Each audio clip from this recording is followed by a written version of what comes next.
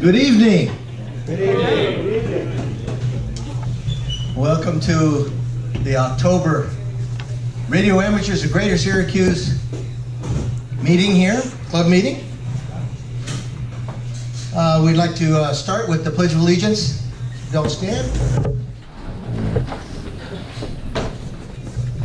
I pledge allegiance to the flag of the United States of America and to the republic for which it stands, one nation, under God, indivisible, with liberty and justice for all.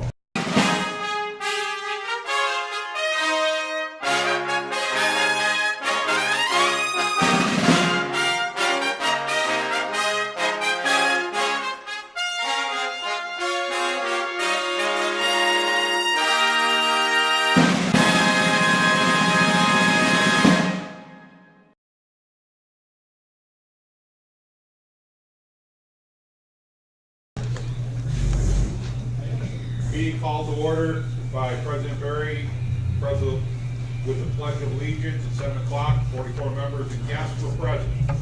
Secretary's report read by Jeff Long. Minutes of the RAGS General Meeting of May 10, 2018. Motion to approve Secretary's minutes by Roger Hamilton, seconded by Amir. Motion carried. Treasurer's report. Treasurer's report was delivered by Jerry. Motion to accept the Treasurer's report by Bob Hickman, seconded by Frank. Motion carried. Sunshine report. Jerry reported he sent an anniversary card to Fred. What was that? Treasurer's report. All right. I would under the table hiding. September income, we had dues of straggling dues of $102, 50/50 brought in $60, coffee $4. We usually don't get anything to the coffee fund because we don't tend to put out a cup, but somebody put one out and put money in it, so we took it. Expenses, general, Walt bought the public service copies, $37, and then Taylor copy for our mailed out newsletters. People would pay for that, $19.37. And then we bought our Hamfest flyers and tickets for next year for $125.55. We end the month with checking $739.05 and a savings account of $139.02. Total investments in our general fund are right around $7,000. So we're still liquid. We haven't spent it all yet, even though we were. They said we would when we started this. We haven't spent it yet. Can't do it. Any questions? Okay, let's see. Sunshine report. Had no cars going out this last year. Fred Herbs is in the hospital again. We should send him a blood. Oh, is he? He's in the. Red herbs. Okay. We'll have to do that then. Roger. Send it to his house or send it to the hospital? Fred Herbs. Fred Herbs. Yes. Do we send a car to his house or the hospital? I would. We Public can't possibly do service. anything. Well, I'm very relaxed this meeting That's awesome. because it's full. There's just Hallelujah. one more change to add, and I'll send it over, and people are going to receive it tonight. Excellent. So we're doing really well, a whole lot better than any of the other events. I have enough people to fill all my positions. Some of them are even doubled up, so if anything happens at the last minute, we're covered. We are This really is the good. Empire State Marathon coming up on Empire Sunday, State right? Marathon on Sunday. The weather is supposed to be cool, but not freezing cold, not raining. The weatherman lies, I know. So be ready for everything. We don't expect another hurricane, though. And Laura, myself, and a couple of other got together, and we're starting up a exhibit at the State Fair. We did it kind of experimental this year. Not a lot of people knew about it ahead, mainly because facilities weren't secured until almost the end. But what it's going to be done, it's going to be run by the AERL. It's going to be run by the PIOs in the different territories. Eastern Division and Northern Division will be included in it. It will primarily be run by law, the Western Division, because there's locations actually in her territory. We're going to have, this was a discussion we had at what was down in Ithaca, not Ithaca, but Elmira Hamfest. But we'll have, the whole New York State's going to get involved in it this coming year. This last year we had over 18,000 people walk by it. We ran out of brochures. One of them was Introduction to Amateur Radio. What was the other one, Kathy? Community service and 22 facts. Okay, but we ran out of the first weekend. Laura turned around and went back to the ALL, and they didn't expect anything like this. Next year we'll be really well prepared and have enough brochures to go through. Hear me, raise your hand and we'll speak louder. All right, so you all know ahead of time, it's kind of like copy and code. I grew up in the Midwest where they speak perfect English. Out here on the East Coast, they mispronounce certain words. Okay, and I'm told this, I find this out from guys like Gary here. Where I grew up, we say war occasionally. Out here, you guys say wire. Nobody says wire. It's war. And where I grew up, we say bush. You say bush out here. And where I grew up, we say roof, and you say roof. So if I slip back into that, you'll be able to follow, okay? All right. Most of you know I play a lot with wire antennas, and one of the reasons I do is I have monstrous trees in my yard. And I've got a one antenna end up 85 feet, another one up 75 feet, another one up probably 40 feet. And how do I know? I get our local howitzer operator here, Amir, who knows how much rope's on the end of his spool. And we almost have run it out, almost, not quite, okay? But wire antennas are particularly fun. We have lots of people that take license classes, and we say, well, you got your general, are you on the air? Well, I can't get up, I can't get an antenna up, I can't do this, I can't do that. A happy ham's an on the air ham. If you don't have antennas up, you know, for 40 bucks you can put up an awful nice wire antenna. Doesn't take much. Somebody gives you some wire. It's not so bad. So, next slide. Wire antennas, they're fun because they're cheap and they're unobtrusive. They're hard to see. I have had one old gentleman who walks my neighborhood all the time, and I was out in the driveway and he stops, he says, "What is that?" I said, "You're the first person in 38 years that's asked a question like that." So they are unobtrusive. They're easy entry ham projects. Anybody can build a wire antenna. Anybody? I can attest to that. Even Barry has been able to do one. They do anything you can do that improves your operation is a great sense of satisfaction, and I'm all for that stuff. And above all, they work just great. You don't have to have a thundering bit of aluminum hanging over your house all the time to have a lot of fun in ham radio. Okay? When I was first in ham radio, 1985, I've been licensed 55 years, but I took a little break. So in 1985, I was over in Oneida. There was a ham radio store there. Was it Radio World? What? At the airport. Yeah, at the airport. It was a great place. They had a big pot of coffee on a Saturday morning. There were people sitting around talking. It was a good place for a young ham or any ham to stop in. He had all kinds of used gear and equipment. I was talking with a guy there that lived in a travel trailer over near Oneida.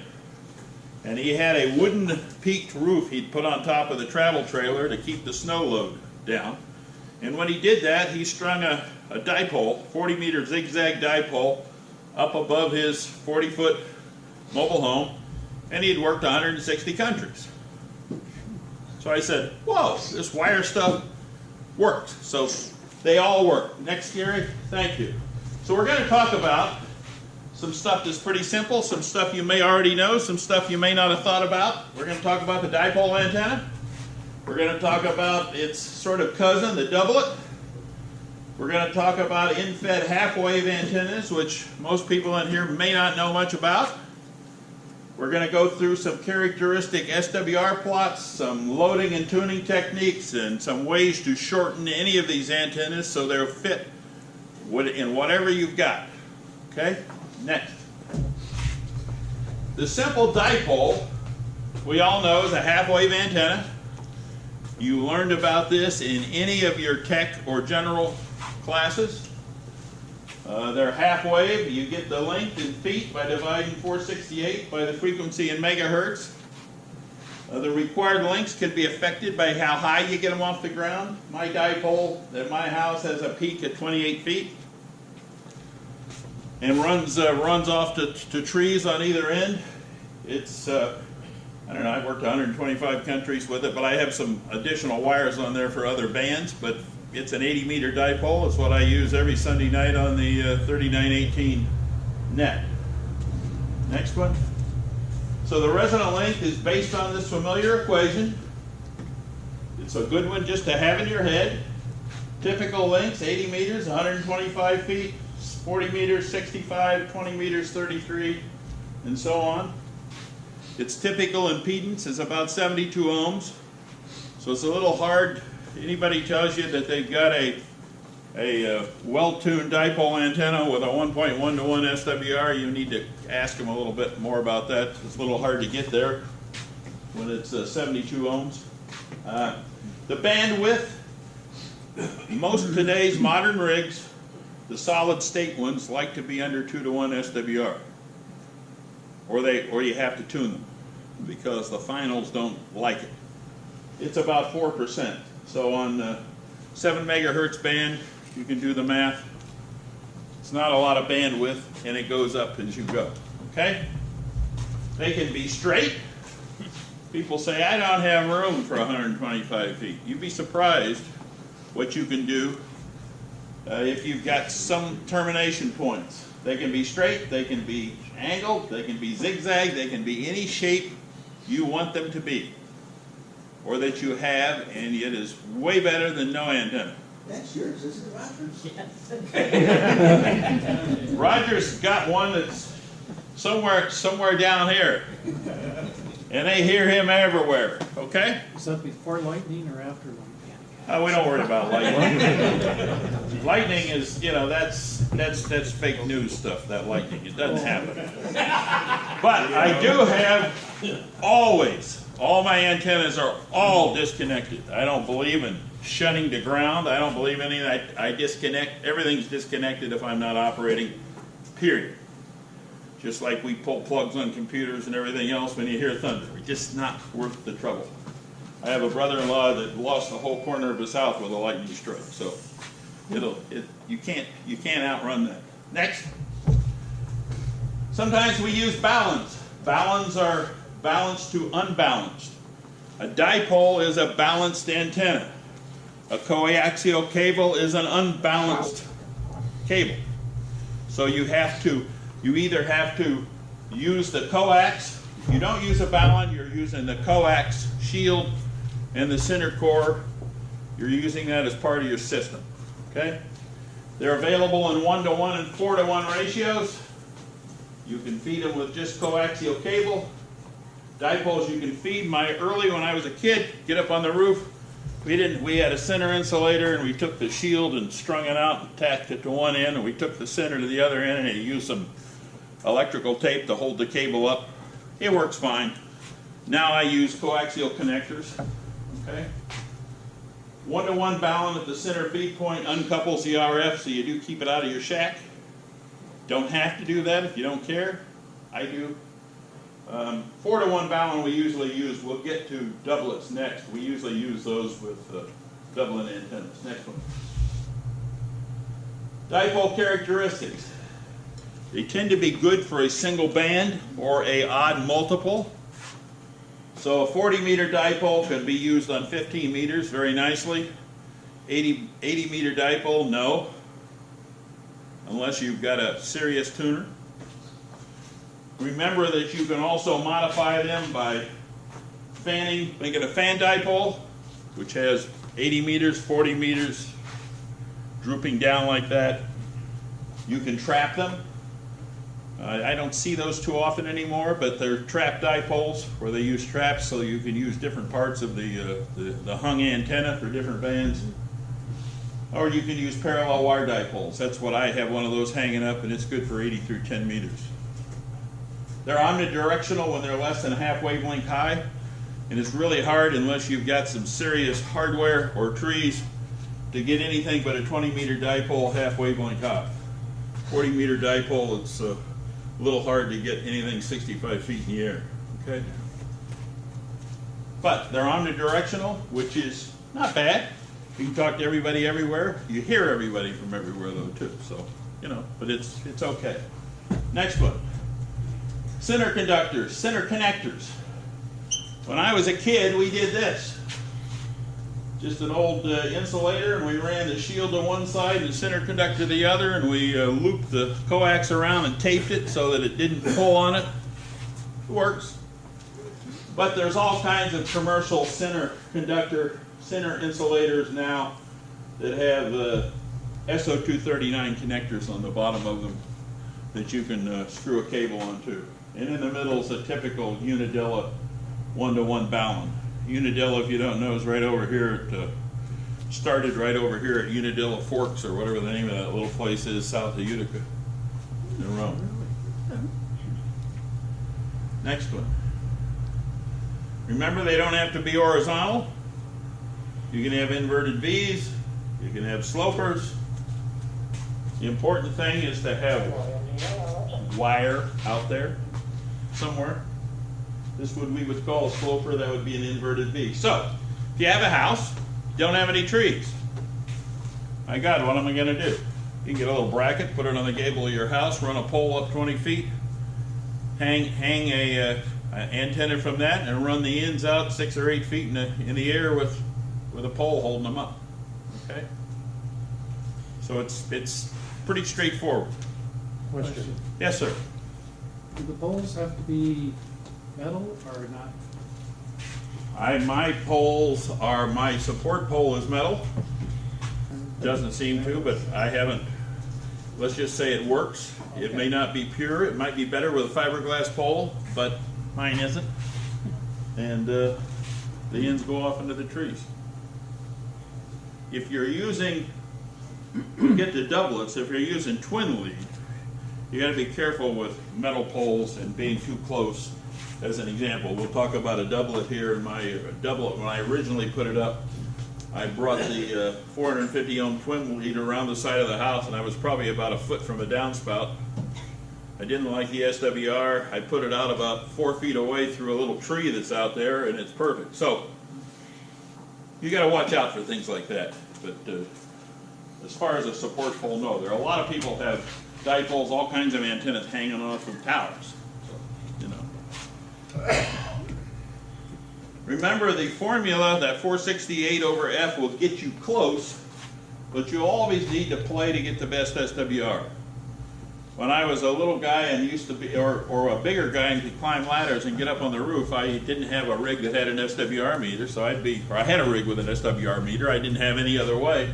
You go up and put it up there, you run back down, you check it. Gee, I don't like where it is, I got to add or I got to subtract, and you're up and down and up and down and up and down.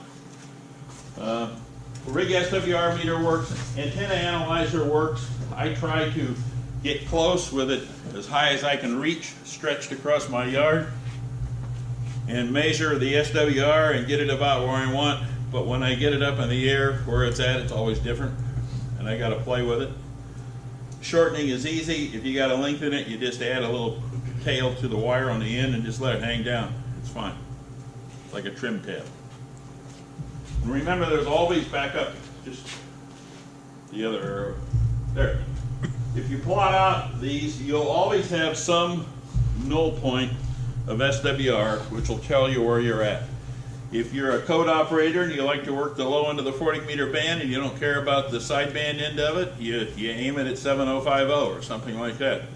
Same on 80 meters. If you're a sideband 75-meter person, you aim it at the upper end. But remember, the new rigs that have onboard tuners make it a lot easier.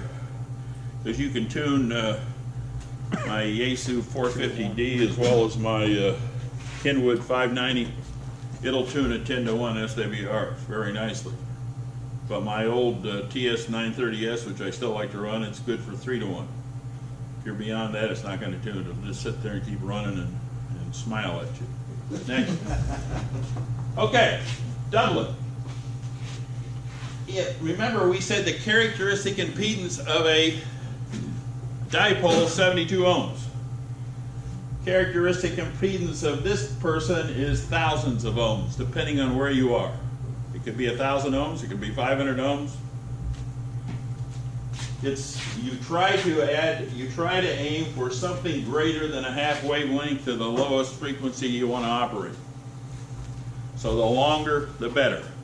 My doublet is 135 feet long. It's at 24 feet in the middle. It's got a couple of L's on the end to get it to fit in where I have trees and want to put it.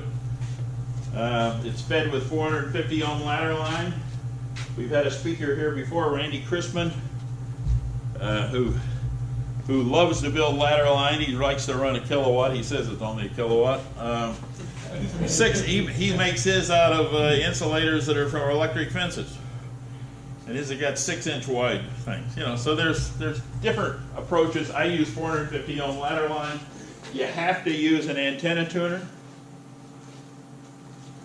You'll see in a minute why. You can't get there without some kind of a tuner. Most rigs that have onboard tuners won't take a twin lead input, but most outboard tuners will. All right, particularly the more manual ones. Okay, and then you go to your transceiver. Next one. But what's the advantage of a doublet? Why do you want something that's got real high impedance and you have to use a tuner? Well, if you put it up like mine, 135 feet long, you can tune 80 through 10 meters. So you have a multi-band antenna in the space, whereas if it was a dipole, you'd have one band. Okay? You need a twin lead connection, and you have to go to a tuner that's got a 4-to-1 balun in it somewhere. And MFJ makes them, most of the big tuners do. They're around. Or you can tune it with a coaxial tuner if you take the 4-to-1 twin lead through a 4-to-1 balun on the way into your house. And you can do that. Okay? And most new rigs have probably enough capacity to handle it. The impedance is very high, and it varies with every frequency. And I'll show you some plots pretty soon, but it's all over the place. Next one. How do you hook a twin lead into a wire with an insulator up in a tree? There's a very bright guy who, I think he must have made 1 million of these things because they're still around. They're about $18. It's called a ladder lock. And it's an injection molded piece where with these little squares that the open windows and the ladder line go over it. The wires go out and attach to your wire antenna. The lid goes on it and it gets screwed down. So it works. They work and they hold up. I had one up that was up for 10 years. When I took it down, the only thing I had to do was replace the white nylon screws that had aged from the UV. And you'll find them at Hamfest. People carry them, and you can order them online. Or you can make them out of plexiglass. You can make them out of plexiglass. That's right. Or you call Lemire and ask him to make you one. He's very friendly. Or now the people with those 3D printers, that can be 3D printed. Oh, I don't think Bob wouldn't be Bob or Ron. They wouldn't be able to do that with a 3D. Yeah, no, they're not nearly as friendly as you. No. Yeah. Next one. We're going to talk about a antenna I've been having an awful lot of fun with, and to me, it's an answer to lots of different kinds of ham radio prayers. It can be it's an in-fed half-wave antenna. It can be vertical. It can be horizontal. It can be both. Its impedance, though, is extremely high. It's 2,800 ohms, thereabouts. So that's beyond what most tuners can manage. It requires a matching transformer. and you can make your own. We'll show you about that. I use a 49-to-1 transformer, which takes the 2,800 ohms and divide it by 49 or 50, and you get 50 or 60 or 70, and you can tune that. And it works like, it's like magic. It may not require a tuner depending on your design and the band and the use band. I've got one that's a 40 meter in-fed that on 40 and 20 meters, I use it with my little K1, which does not have a tuner. It works just fine. SWR is 1.4 to 1, 1.2 to 1. Okay. Okay, what do they look like? Well, we said in-fed half-wave. This wire is a half-wave long. I have one that's up in 85 feet in the tree that's 135 feet, 125 or 100, I can't remember what I did, 130 feet of wire. And you go to Home Depot and you get a roll of THHN 14 gauge, it's $38 the last time I checked, and it lasts you a long time. You get 500 feet on a roll. But they can be, and it's fed with a, we'll get to it in a minute, the 49-to-1 transformer. It has 4 15-foot insulated counterpoise wires that just lay on top of the ground. So there's no buried grounds, no stakes in the ground, none of that. The 40-meter one is vertical, and of mine is vertical and 66 feet. It could be on the end of a house, it could be on the end of a 2-story house, it can be on the, it can be hidden lots of places. So it's a great antenna opportunity for people that may be in a homeowners association or something like that. I do use always a ugly balun or coaxial balun to keep the RF out of the shack, because otherwise the shield on the coax will become one of the counterpoises. It'll work. I just don't like to take it inside the house. Next one. The 9-to-1 transformer, and I wrote this up I think a year ago in RAGS Review. There's a little article in there that may give a little more detail. The winding, we use that is a certain type of toroid. You can order them, they're about $4, $5 a piece. It's, we'll get to where you get that in a minute. But you've got basically every time the wire, we start out here, this is attached to the shield. This is a twisted pair. I do it with an electric drill. So, wire B goes to the center conductor. The twisted pair A goes to the shield. You go 2 laps around, and then we go 14 wraps. And so you end up with a 14 divided by 2, 7-to-1 ratio. You square that, and that's your 49-to-1 ratio. How do you check it? When you get it all put together, I put a 2,800 ohm resistor across the end of it and measure it with my SWR meter. You get 40 or 50 ohms, something like that. And then I wrap around the outside with Scotch 27. So this is the toroid actually wrapped in white tape. That's the electrical Scotch 27 insulated glass tape. Next one. It's built. I build them in a gray rubber, and I think Bob's built some of these. Build them in a gray, and I think Barry built one. Build it in a gray rubber sealed outdoor junction box for Lowe's or Home Depot. I think they're like $6. It's got a rubber seal on it. The toroid core is made by ferrite. It's their T61, which is the diameter, and the 43 is the mix. And I get them from Arrow Electronics, and they're kind of neat because if you spend $20, you get free 2-day shipping. How do they do it? I don't know, but they do that. There's some stainless bolts, and it works fine. Funny thing with ferrite, I started looking, where are these things made? I found out I still have a house in southern Illinois where I grew up. Their factory's about 8 miles from my house in the middle of a cornfield. You wouldn't even know it's there, and they got about 70 employees, and they've been making these plus when TVs became popular, all the ferrite, little ferrite beads and rings and all kinds of stuff like that that went into TVs and are still in all kinds of things today. They make them. So, funny business. Next one. Okay, here's an actual, this is mine. And you can see stainless bolts, some terminal connectors, wound, not particularly fancy, goes out the top, the antenna fits up here, the counterpoise wires go on either side, and the coax feed comes into the bottom. Here it is out using a $1 cutting board as something to hang things on, and here's my ugly Bowen, and it's in the leaves.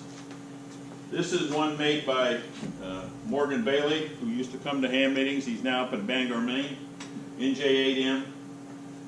He does the same thing, but he adds a 200 picofarad capacitor across the input, which he claims, and I guess it's documented very well, it lowers the SWR in the upper bands.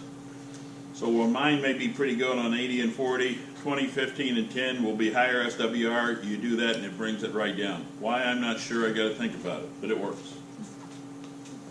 Next one. So we're going to go through some comparative data.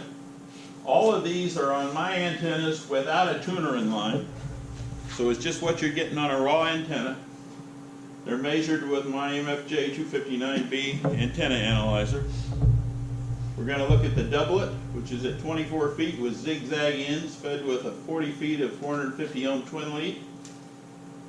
We got an 80 meter dipole at 28 feet, an 80 meter end fed sloping from 80 feet down to about 6 feet. It's kind of at a 45, sort of. And then we got a 40 meter end fed vertical, goes straight up into a tree. All right. Okay, this is the 80 meter band one.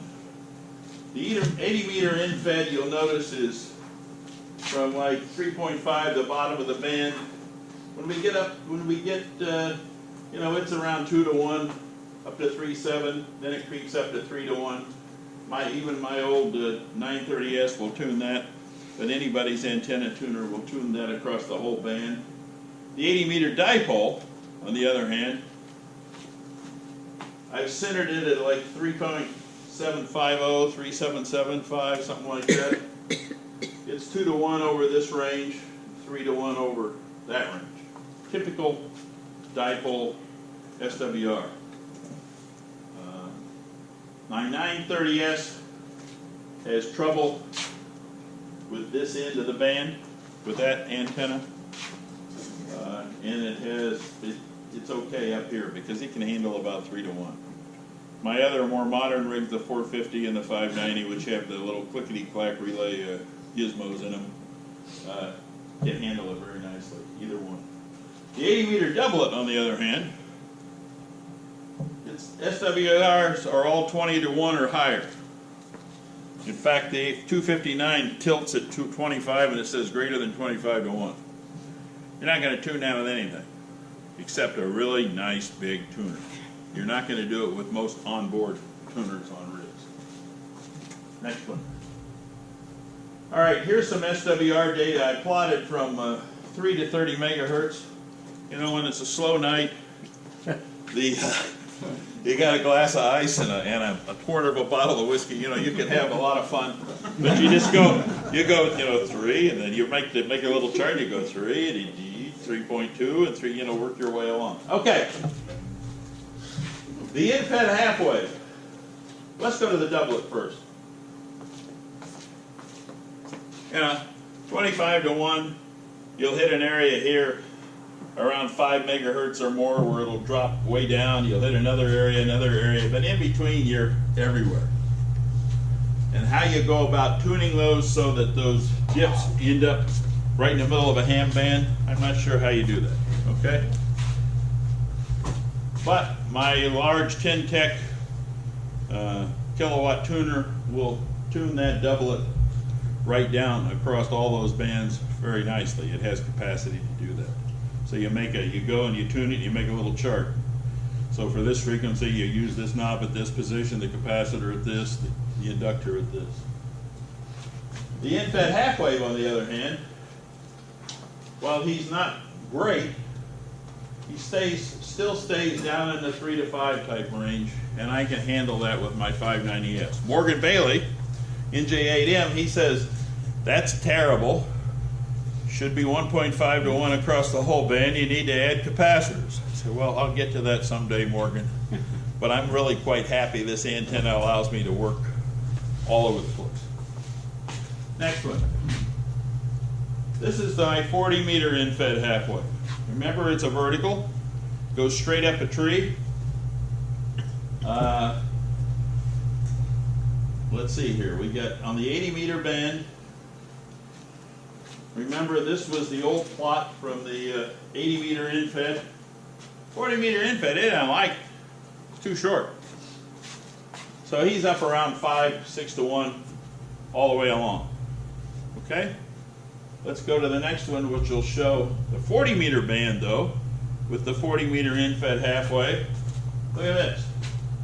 He's a flat 1.5, 1.4 to 1 across the whole band. Doesn't need a tuner. Works with my little K1. It's a very nice antenna. Whereas the 80 meter starts to get good in some areas, but it's still under. It's in 2.5, 3 to 1. It just isn't bad. Okay. Next one. Let's go to the 20 meter band. Here's my old 40 meter in-fed, 66-foot wire straight up a tree.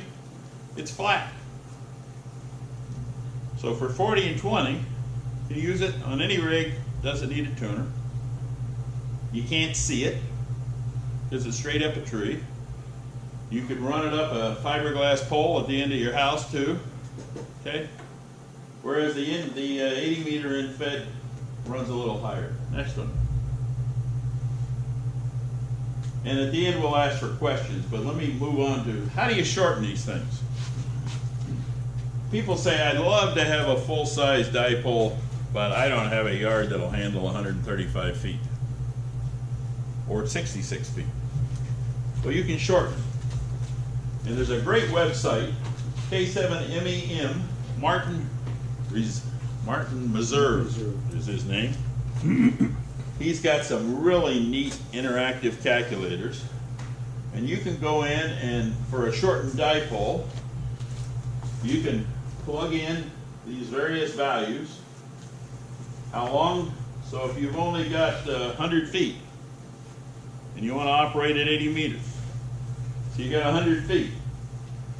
And gee, you kind of like to put your coils in these positions. You plug in those numbers and it'll tell you the value of this loading coil in microhenries. Then he'll show you how to make them. And anybody can make them. Okay? It's quite straightforward. Next one. So here's an example of a shortened 40 meter dipole. Normally, remember, it would be 66 feet long.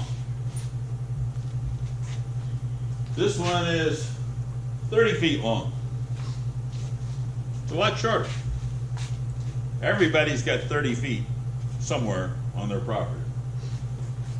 And it shows the coil position, 1.83 meters, 2.74 meters, and so on. Shows and it calculates and says you need a 27.3 microhenry coil. And we'll look and see what a coil looks like. But then he gives you a way to calculate it. 27.3 microhenry is 4 1/8 inch diameter. Guess what? If you go to Home Depot, you can find some stuff that's 4 1/8 inches and pretty close in diameter. It's called PVC pipe. The length of the coil is only 2 inches. You need 15.9 turns. I'd submit that 16 will be fine. You use 14 gauge enameled wire. Get it at any Hamfest or order it on Amazon for that matter. You wind it around. You terminate the ends. Let's go to the next one. I think there's no backup. I can talk. We'll get to some coil details in a minute. But basically you terminate in a couple of screws and then you suspend it. Okay, let's go to the next one, and then you can do the same thing on a shortened 80 meter in-fed. Remember, the 80 meter in-fed is 125, 130 feet long. This one's set up to be 72 feet long. This one takes a coil that's 110 microhenries. And my friend Morgan Bailey, who we've talked about, he's up in Bangor, he's been making these for what he calls, quote, old hams. I say, are you talking about me? No, of course not. But remember, in Maine, verticals don't work. We tried that. This doesn't work, that doesn't work. So he makes these for them. And there's guys that have no space at all, and they're happy as all get out because they work great. So you got a 49-to-1 transformer on one end, 66 feet of wire, a coil, another 6 feet, which you trim a little bit. This works on 40 meters and down, and this adds 80 meters. And again, it's 110 microhenries. He makes them on 1.5" ID PVC pipe. You get it at Home Depot. 68 turns of 18 gauge wire, which he points out is 3 inches. Anymore, he doesn't count the turns, he just winds 3 inches. He then terminates the ends. He coats it with liquid electrical tape, only a little bit, he says, because I'm in a he's doing this stuff in a hotel room, so if you think you can't do stuff in whatever space is available. He says, I only use a little because the benzene in there, it'll kill you. I can't take much of it, and then I use electrical tape around that. So, next one. Here's some examples. These are his coils. And what he uses to suspend them, he says, you know, you can go online and order a really expensive insulative board. Or he says you can go to Sam's Club and for $3 you get a cutting board that's 3/8 of an inch thick, made out of plastic, and I saw it up, and that's what I use. So he runs a piece through the middle. He puts 3 holes in it so the wire zigzags through and hangs, doesn't pull loose, and terminates it to the coil ends. And then he finally coats it with electrical liquid tape and Scotch 33 tape, which is the heavier duty black electrical tape. So does he have the table saw in the hotel room? He has a storage, because he's there for 1.5 years. He's a traveling nurse anesthetist, works on contract. And he has, when he's away, like over the Christmas holidays, he's got to move out. So he has a storage locker. He bought at a Hamfest for $75, a 12-inch chop saw, and he has a little Honda generator. So yeah, he's got, you can do a lot when you have to. And so yeah, that's what he does. Next one. So, some conclusions. All wire antennas can be tuned somehow. They can be a great solution for tight spaces. They're very satisfying and they're fun. And so there's anybody here who has an antenna solution problem, it can work. On the Sunday night net, the RAGS chat net that Roger runs, I have at my disposal the dipole and the 80-meter in-fed and the 40-meter in-fed, and I've got the doublet. And I have fun switching between them to see who I can hear better and this and that. So it's handy, particularly the ones that have some verticality to them versus horizontal. It's amazing. The vertical ones tend to have far less noise levels, far lower noise levels than the dipoles do, but it just depends. But again, it's fun, it's cheap. Morgan keeps telling people, he's always asking, have you got anybody else trying one of these? Have you got anybody else trying one of these? He's quite a proponent of this stuff, having fun with it. And he'll also use this same approach on some field day antennas and that sort of thing. So it's he's a wonderful CW operator in his ham club up there. He says all these boys do is they go to field day to eat. I said, well, yeah. Well, yeah, but I'm not happy if I'm not doing 100 Qs an hour. He calls them Qs. That's knows when you're getting serious when you call QSOs a Q, you know. So, but anyhow, any questions? If I go up there and operate their field day, will they feed me lobster? You know, the last one, the guy roasted a pig, and I said, how was it? He says, I wouldn't eat it. I says, why is that? Well, all I can tell you is the guy, I think all he had on a pair of bib overalls and nothing else. He says, I just didn't like the looks of it, so he says, I didn't. But no, it's you know, when Morgan went up to Maine, now Morgan is opinionated. He will tell you exactly what he thinks about things. But he went up there and they told him, Morgan, we don't use verticals in Maine because they don't work. There's too many rocks, the soil, they don't work in Maine. So he went out in February, an old guy let him use his barn up about 2 hours north of Bangor, and he operated it's in February, it's one of the big international contests, and he operated QRP running on batteries, and just about froze himself. It was cold, and he operated, I don't know, quite a number of hours. But he came in first in QRP in the Northeast and 10th nationwide, and he was using these vertical antennas that don't work in Maine. And you can imagine he was not quiet about that. He told them all about it. So they said, you know, we think for field day this summer, we want some of those antennas. Morgan says, good. Boy, I'm making progress. So they had their first board meeting, and they decided to buy 4 MFJ G5 RVs. Morgan says, you didn't listen to him. He says, so I gave up. Anyhow, any questions? Yes, Thomas. You didn't discuss it, but what are the ground details, or the grounding connection details? It's make these antennas efficient? four insulated wires laying on top of the ground. Okay. How do you mow the lawn? I have mine off in the leaves on the side of the yard, but you could run them along the edge of a house. You could wrap them around a tree. You can put them, you know. What Morgan does where he's got a yard is he uses insulated wire, and you go out and you use the wire clips and you step on them and you push them down under the grass, and then after a year or two you can't see them at all, you know. But they're insulated. They're not ground, they're insulated. They're a counterpoise. They're not a ground. Not a radial network, they're just a counterpoise system. And we use 4 15-foot wires. Does he have a station grounded? Oh, sure. Yeah. Oh, yeah. Oh, sure. Yes, sir. If you were to run a vertical wire up adjacent to a tree to keep the height, would some of your signal be absorbed into the tree? There was an article about 3-4 months ago. a few years ago in QST where the guys modeled that. I wasn't sure if it was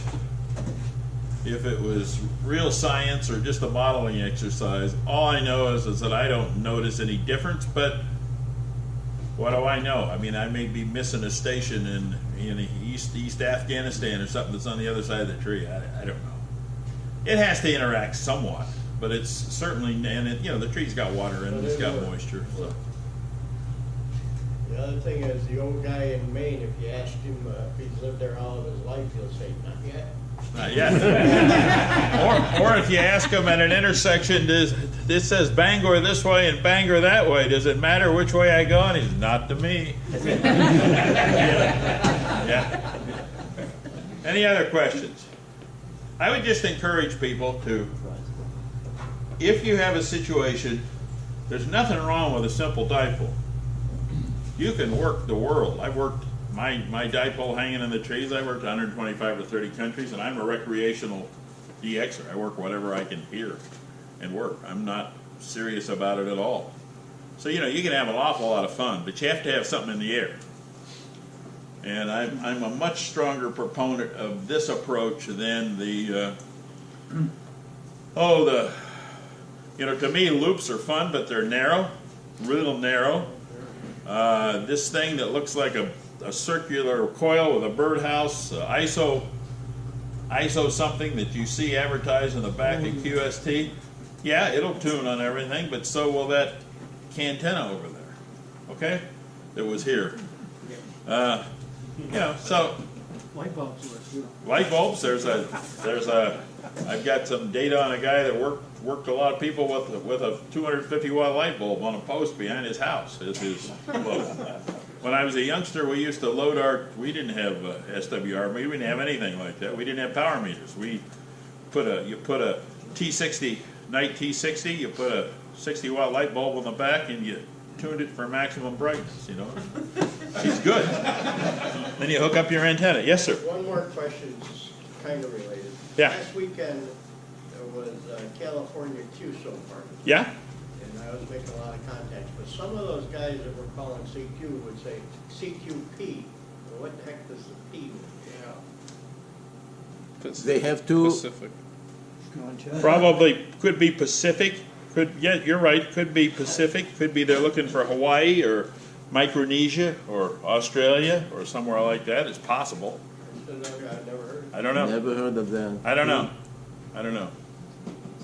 Okay, thank you very much. If you have any questions, I'll be around. And again, this is fun.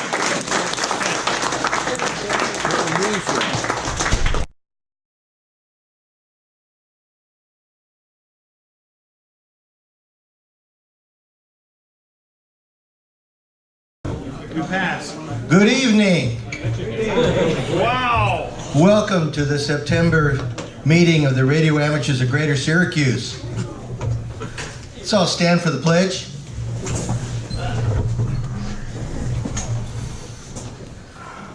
I pledge allegiance to the flag of the United States of America and to the republic for which it stands, one nation, under God, indivisible, with liberty and justice for all.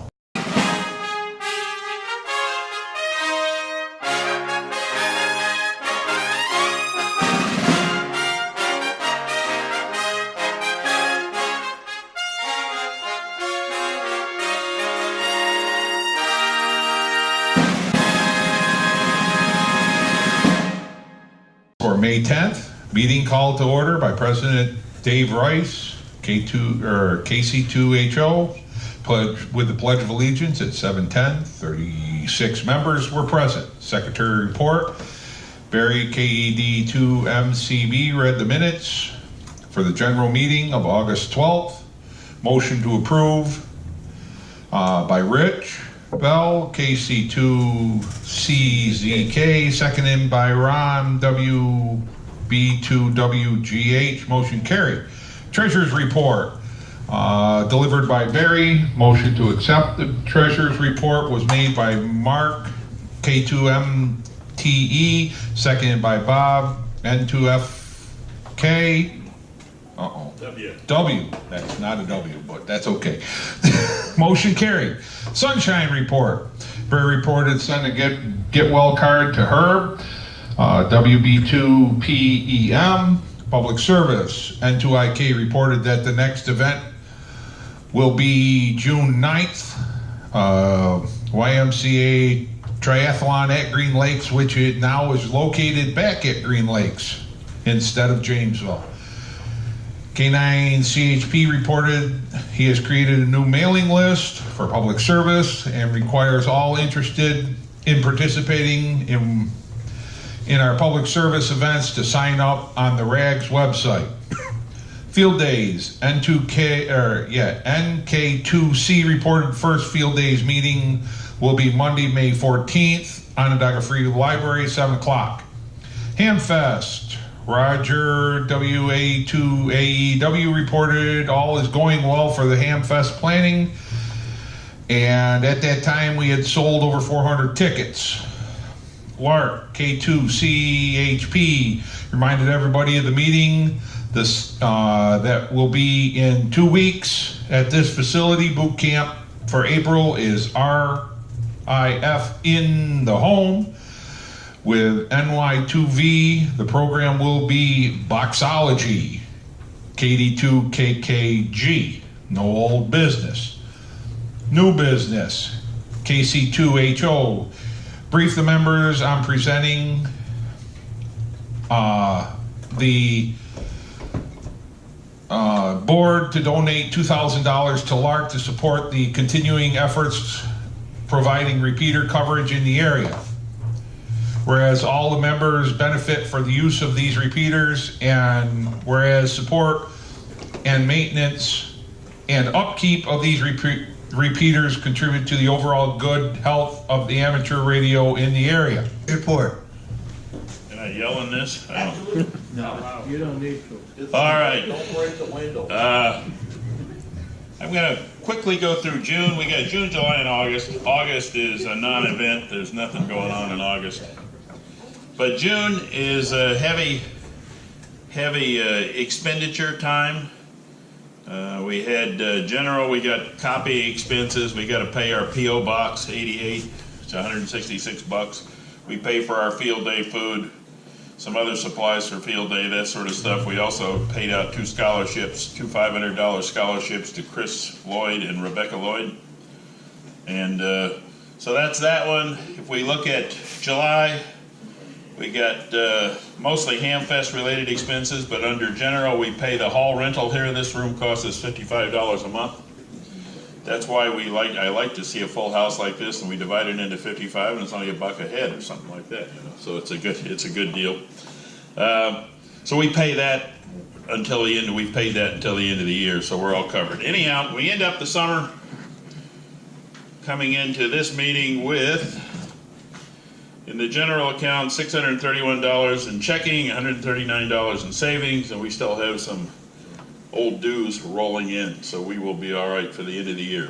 A couple of things. We did have 2 donations during the month of August to our scholarship fund. Bill Kimball, who's I think W2AE, he's in Florida. He donated some equipment to the club that Roger Hamilton sold. That brought in a nice donation of $600, and then Walter Powell's estate donated $250 to us, and I think they also made a similar donation to Lark, which is very nice. So that's that. If you have any questions, we're around. We got open books. Be happy to share them with you.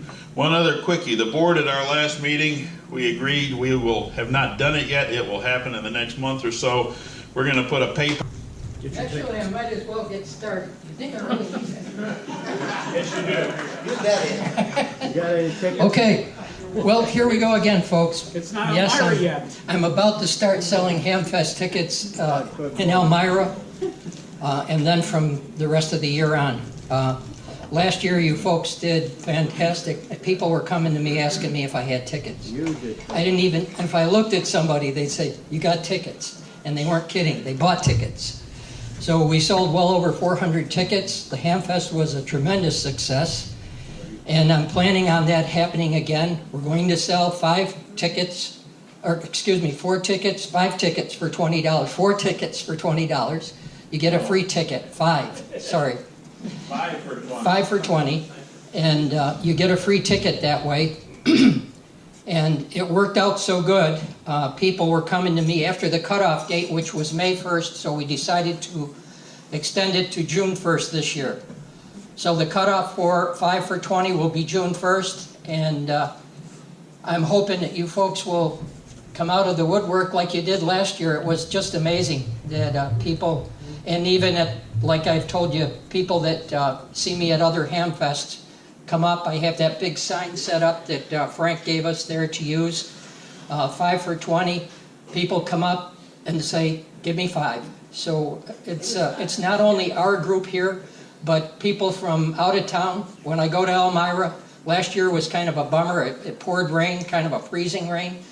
But the year before, I sold 30 tickets at Elmira. And that wasn't our people. That was people from other areas. So again, I'll ask you folks to dig deep in your pockets. It's all about you. The Hamfest is for you, about you, and we hope that you enjoy it. And again, I'll ask, if you find something at the Hamfest you're not happy with, please come and see me. Don't complain about it. Call me on the phone, come and see me, talk to me on the air, say I got a problem. I didn't like what you did here, or could have done this better, or complain about something. Doesn't matter, because we'll try and fix it. If it's fixable, we'll fix it, for sure. Because again, I have to say it's about you. The Hamfest is for you. And I'd like to think that people come to a Hamfest, and they come from far away to our Hamfest. Albany, for example. Pennsylvania, a couple people were here, but they happened to be out-of-towners traveling, but they had friends here, and they heard about the Hamfest, so they came up. And so that's much appreciated. So I hope you folks can dig deep again and enjoy our Hamfest and make it what it is, make it better. Rich? Does anyone have an attendance number? I don't know, Jerry, did we get an attendance number? Well, we sold 660 tickets. We had, that includes about 200 walk-ins that didn't have tickets. So we're guessing 350, 400, something like that. Because a lot of people bought extra It was a tickets. great show. It's growing. It's actually growing. The dirt piles are being moved. I went by them again today, and they're being moved, and there's some piles clear in the back. So hopefully they're going to get them all out of Great there. So we got location, more you parking. guys all. Perfect. What's the date for next year? Date. What's our date for next year, Jerry? Hang on. Let me get a right date. Yeah, because we don't have our printout. Only on a Saturday. Yeah, hang on. It will be on Saturday next year.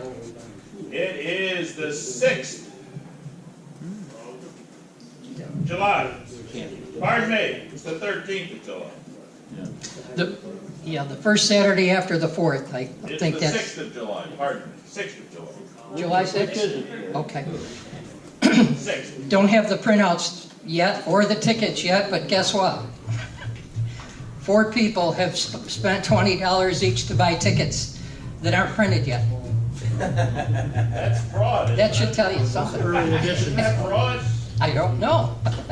They either trust me or they trust the club. What do you think? I think they should. Okay, folks, thank you. I appreciate your time and looking forward to presenting you with a good Hamfest. Better. Absolutely. Thank you kindly. Thank you, Rick. Anybody from Lark have some news for what's going on with Lark? Go ahead. I guess I got nominated here. Oh, Next meeting. 2 weeks from tonight, right here. We got our first meeting for the fall. It's going to be very busy. Boot camp is going to be an introduction for those people who don't understand what digital mobile radio, also known as DMR, is. You're going to get your first taste of it. We're going to spend about 20 minutes or so kind of giving you an overview of what DMR is all about. Because during our general business meeting, we're going to talk about a DMR repeater. The main program after that will be a little more in depth about the nuts and bolts of DMR, but it is by no means comprehensive. And I say that because this really is a whole different animal. And without getting too far in depth tonight, DMR is a very structured environment. It isn't like you can just go to a VFO and program in a frequency and start talking on it. It's not like analog at all. It's very, very structured, and it has purposes behind that. And we'll talk more about that at the end of the meeting. But that's not enough to really have people understand. The 13th of October, which is a Saturday, we're going to have the first ever DMR College. We're going to spend the entire day from 9 a.m. to 3 p.m. up here at the North Syracuse Education Center where we do all our classes. We're going to do a whole day. I've got guest speakers coming in. We're going to really teach you all about DMR, what it's all about. We're going to teach you how to program radios. We're probably even going to have a repeater there so you can actually see it in action. And we're going to have several stations, so if you want to buy a radio and you need it programmed, we'll be ready for you. Not only that, but we'll teach you how to do it by the end of the day. So we're real excited about that, and I've got people coming in from all over the state to give us a hand on that. On the 16th of October, we're starting a general license class. It'll be starting on Tuesday, October 16th. It'll be 7 sessions. There's a couple Saturdays and there's three or four Tuesday nights. And we'll be running that like we have in the past. Again, at the North Syracuse Education Association, an absolutely stellar facility for teaching. So that's what we're going to be doing. And Ron says that he wants to say a few words too. Oh, for those of you who have DMR now, and you can listen to the repeater that's down in Cazenovia, I just arranged and we just programmed in, if you want to listen to the hurricane net, this is all the disaster people down in North South Carolina. It's the DMR net for that. You can actually listen to that. It's on one of the channels on the repeater that we have set up already. So, but there'll be more about that later. But Ronnie, go ahead. Okay. So, Lark is doing the raffle at the joint Christmas party, December 8th. So I have raffle tickets if anybody's interested. First prize is $200. Second prize is $100. You do not need to be present to win, and the tickets are $5 a piece. So anybody that's interested, see me. I have tickets. Just corner me sometime tonight. Thank you. I'm going to perform. Good evening and welcome back. Don't stand by the speaker. That's a bad idea. How's that headache going? Thanks. So, welcome everybody. Originally I had slides planned for tonight. Many of you have seen the slide set before. How to bring the projector? So we're going to read a little bit of this. So bear with me as I look over because I can't walk over there obviously. So, for those who don't know me, I'm Rich Kilmartin, KB2WAU. I'm the RACES radio officer for Onondaga County. And this whole group here, we kind of work really closely together. So ARES, RACES, is there anybody not familiar with RACES and what it is? And if you took your test and passed your test, you're here, you've probably heard it before. So my position's appointed by the County Office of Emergency Management. I've been doing it in one capacity or another here for a few years and in other places where I've lived for quite a few years. So for some kind of what's new in Onondaga County with RACES, probably the biggest thing is we have our annual exercise at the fairgrounds coming up. So dig out your calendars.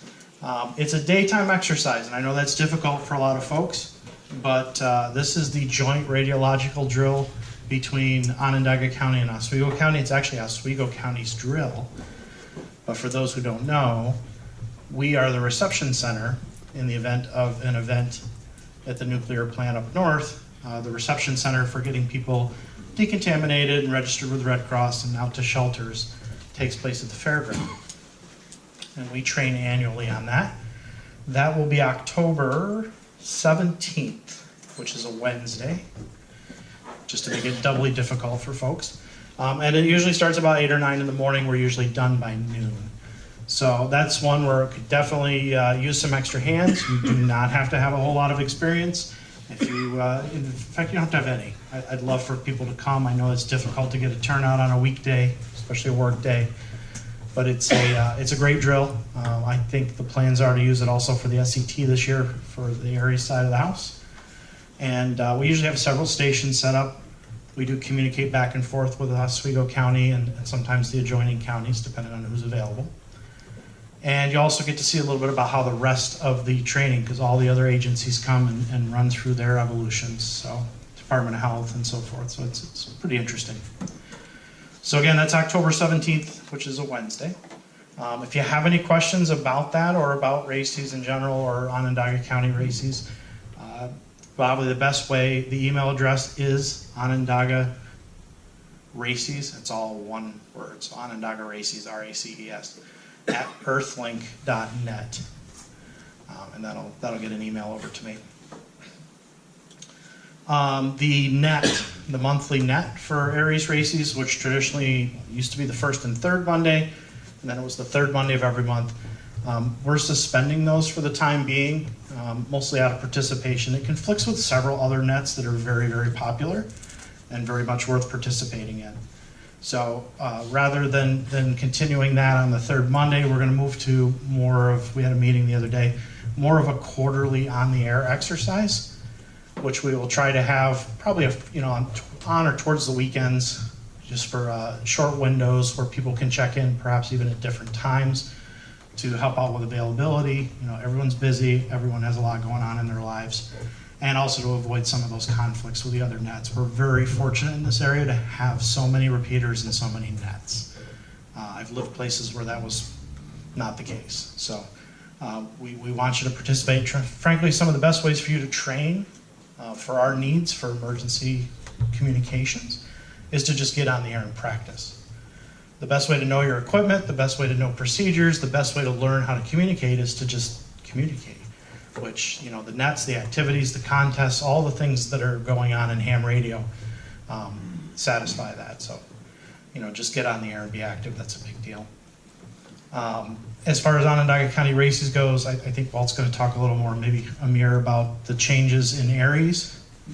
Our plan is to essentially mirror those, so the requirements for races won't be any different at this point than what they are for ARES. We try to keep it very transparent in this county, and although they're slightly separate tasks, we try to make it one cohesive program. We do the emails together, we push the information out together, and likewise, 100, 700, all those IS courses you'll see listed coming down the road, they'll be exactly the same for both departments. So there shouldn't be any surprises there. If you're interested in registering for ARES, you see these gentlemen. If you're interested in registering for RACES, that same email address, you can send me your contact information, really your name and your call sign. And ideally, a photo, which can be a headshot off your phone, passport photo, whatever, just scan it and send it. We put that in the county system. You'll get an ID badge once we get to know who you are, if we don't already. And for events, larger events, for instance, like the radiological drill, gives us the ability to scan and check people in using their cards. So if one of us isn't there and someone's manning the check-in station that isn't familiar with all of us, they can just use the computerized system. So that helps a great deal. Any questions about what's going on with RACES before I turn it over to my counterparts here? No question there. Did you say that the drill's going to schedule to be right now? The radiological one? Yeah. So it's Wednesday, October 17th. Yes. Paul, you want the hot seat? All right. Thank you.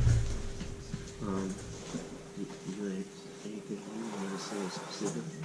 I should have you say. Go ahead. If there's anything to add, I will. Okay. If there's anything to add, I won't. All right. For those of you who don't know, I'm Walt, N2IK, and I'm an assistant emergency coordinator in ARES, and I'm the RAGS public service chair.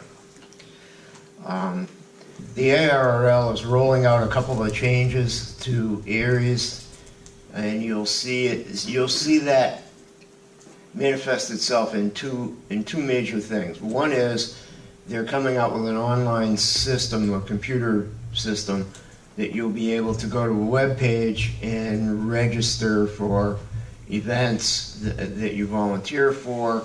You'll be able to update your qualifications online, and there will also be a way of tracking your participation. I'm not sure, I haven't seen some of the details aren't fully rolled out yet, so some of these things I'm talking about in general terms. There will be a way to log volunteer participation and keep track of that. There'll be a way to log your training and participation. There will also be a way to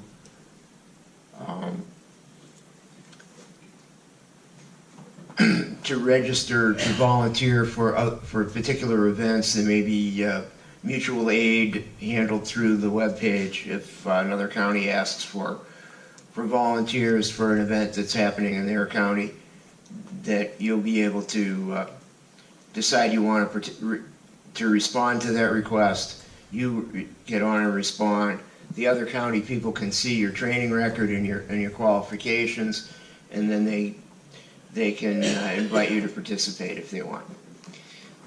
There will also be a change to the ARES structure, in the sense that in order to conform to what all the other emergency groups are doing because of the National Incident Management System and the Incident Command System, NIMS and ICS, all the other volunteer categories are following a structure where a new volunteer is sort of you're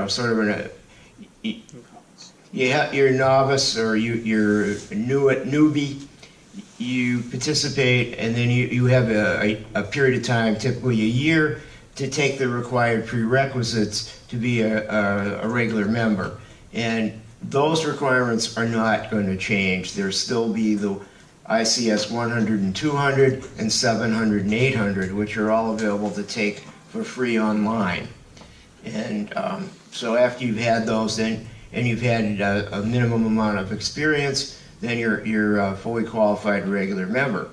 And then if you wanted to advance into leadership of the organization, or if you're going to be volunteering at an emergency operations center, so that would either be more senior people or leadership people, they're going to eventually adopt and require 2 in-person classes called ICS 300 and ICS 400, and 300's a prerequisite for 400. And that's about what the people who are managing the incident do. We just Andre, Amir, and I just completed ICS 300 at State Training Center in Oriskany. It's a 3-day class. And then the ICS 400 is a 2-day class. And the reason we all took this 300 class is in Oriskany is because next month they're doing registration forms and all that kind of stuff.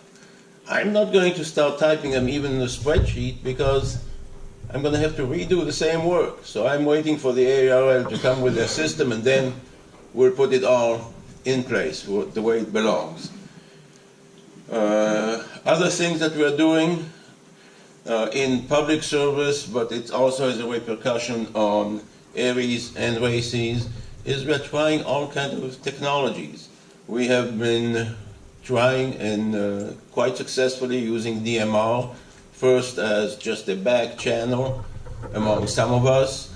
Then in the Iron Girl, we actually ran the whole event on DMR other than one station that was a little bit too far. But we managed quite nicely on that one. And then we broke all kinds of distance records with the Tour de Cure, where we had a 100-mile race, a 65-mile race, a 35-mile race, a 10-mile race, and a 5K run, walk, crawl, or whatever it was. So we had to cover all that, and we managed to. We were short on manpower, we doubled up some assignments, and we did it. By the way, the Iron Girl was on the same day of Field Day. Despite Field Day, we still managed to have just enough people to do it. But it's always, always, always a thing to the last minute to find who suddenly can't come, and people get sick, kids get sick, things happen, car doesn't start. So we really need more people in those events just to have the spares so that we know that if we have some kind of technical problems, we can cover them a lot easier. That's about it as far as ARIES is going, and our SET, which is the yearly exercise, is going to be the radiological drill. There's no point in duplicating things and getting people out of their houses one more time. As it is, the radiological drill happens to be 3 days after the Empire State Marathon, so that's going to put another little bit of strain on people. We're trying to space them out, but most of these dates don't depend on us. They come to us, boom, from above. But that's also a little bit part of the emergency situation. We don't know when, well, we all heard about the hurricane, it's coming, now it's here. And the next one is brewing up somewhere. And emergencies will happen, and we just don't know when. The other thing is preparation. And, I'm not a big prepper. I don't have a bunker in the back of my house with concrete and food for 3 years, all in all kinds of metal containers and stuff like that. But it's good to have some minimal readiness, so that if something happens, you eat a few cans, and then sardines don't taste too good, but at least you'll eat something and you don't have to go get it if you have it. If you don't have it, then now you're becoming part of the problem. So that's about it. Radio-wise, we're continuing to have fun and buying new toys, or looking like old toys. All right, that's about it for me before I fall asleep. Anybody else? Bill? Yes, sir. A lot of that has come up with the Red Cross and affiliation with the AARL. When the Red Cross, of course, is tied in with the AARL now. And their paperwork like that. So you can go to Red Cross sites for emergency. They realize the Yes, need yes, now there is an MOU now between the Red Cross and the AARL. Yeah. And hopefully we'll see more of it in the local area and see if we can contribute to their effort and vice versa. But that's where a lot of paperwork's coming from. Yeah. So you can go to Red Cross and go to different spots and be in communication. Yep. And I forgot some of us also participated in Cayuga County's Great Race, which was a wonderful event, colorful, all kinds of nice people, and really something that if you're looking for something to do in summer, it's a good place. Andy is not here. Some of us did Swamptown also, which is a totally different type of event, but also it's kind of something for the Hamfest. A lot of you folks aren't aware we have RAGS webmaster in the audience this evening, KD2KUB, Andre, responsible for RAGS Web, the website. And it would be nice if you folks went there, had a good look at it. We try to keep it up to date. He's always asking me when's the next Hamfest so we can put it on there and keep that up to date. So it's important that our website is up to date and not old stuff on there. When the Hamfest is over, he takes it off, adds a new one when we tell him where it is and when it is. So if you have any information to share for the website, for you folks to go and look and keep that information at hand, right on your cell phone, Andre's the man, KD2KUB. So I really appreciate what he does for the club and how much time and effort he spends creating that website and making it what it is. So it's, there you go, Doug's checking it out right now. Okay, ragsclub.org. Go there and have a look at it and check it out. There's the Hamfest is there, Field Day is there, and many other things that are there, functions that we do. And it's all because of Andre. He puts it in there for us to look at and not to be unseen. So please, check out ragsclub.org, and if you like, get back to somebody in the club or Andre. If you see something you want, you'd like to have put in there, and there's a good reason to have it in there, Andre will put it in there for you. Thank you. Good job, Andre. Thank you. All right. Here at Syracuse University, and I mean, ideally, I'd like to learn a thing or two, and maybe we can collaborate with the students at Syracuse, because there's a lot of smart engineering students that would love to get into it, but we just don't know a damn thing about ham radio. So, hope to get to know you all. Great. Well, welcome, Melvin. Thank you.